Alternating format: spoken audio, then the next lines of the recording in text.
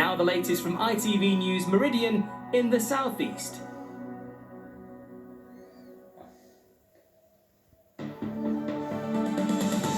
Here we go again.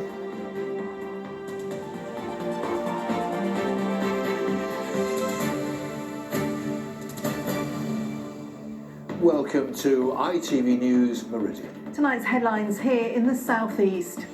Less than 24 hours after the tragedy in the Channel, more migrants arrived by boat in Dover, desperate for a new life in Britain. Politicians in both England and France say this must never happen again, but the Home Secretary warns there can be no quick fix. It does mean a Herculean effort, and it will be impossible without close cooperation between all international partners. Also this Thursday evening, after the fan-led review into football's future, how much will the beautiful game actually change? Good evening to you. A war of words escalated across the Channel today as the full scale of yesterday's tragedy became clear. The British government said France isn't doing enough to stop the crossings. The French said Britain needs to do more to help.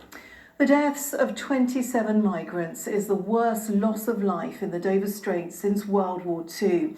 And yet the crossings continued unabated today. At dawn, Border Force officials picked up those they'd rescued at sea. We are live tonight in Dover, in Calais and in Westminster, all places where the sense of shock is quite profound. First to Joe Caution at Dover Harbour. Joe, it's been yet another busy day for the authorities there.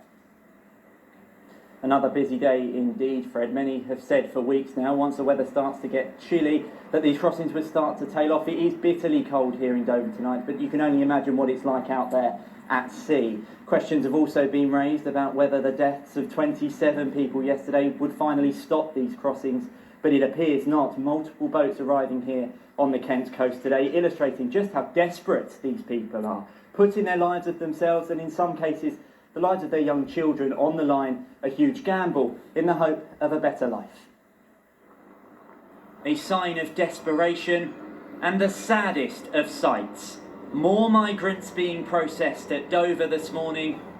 They are the lucky ones, intercepted while attempting the same perilous journey that led to the deaths of 27 people just hours before.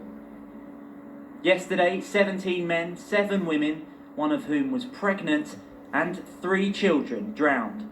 A tragedy the world is trying to process. This is such a dreadful incident.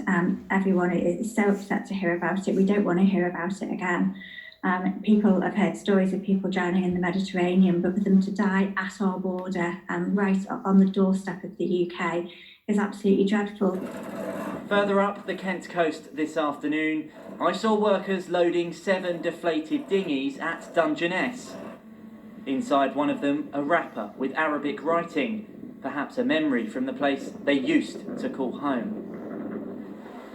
Those who boarded them paid people smuggling gangs thousands of pounds and may have travelled thousands of miles to get to where they hope is their new home.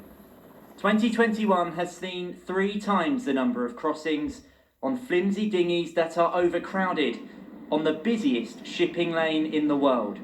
Today's boat seemed barely seaworthy. One local fisherman says they're becoming much poorer quality and are designed for one-time use. I've seen them going along up close and they don't cope with any waves at all very well because the dinghies are so long and so flimsy. They change shape and bend and buckle and the floors break and then they would probably puncture the tubes and then the dinghy goes down and everyone's in the water. The Immigration Minister says the government is determined to smash the evil trade that continues to take lives. I think we all agree that we need a different solution. We want to do more, but this isn't just a British solution or a French problem. We need to work together and come to solutions that permanently break the business model of these trafficking gangs. How can that be done when the UK and France always seem to disagree?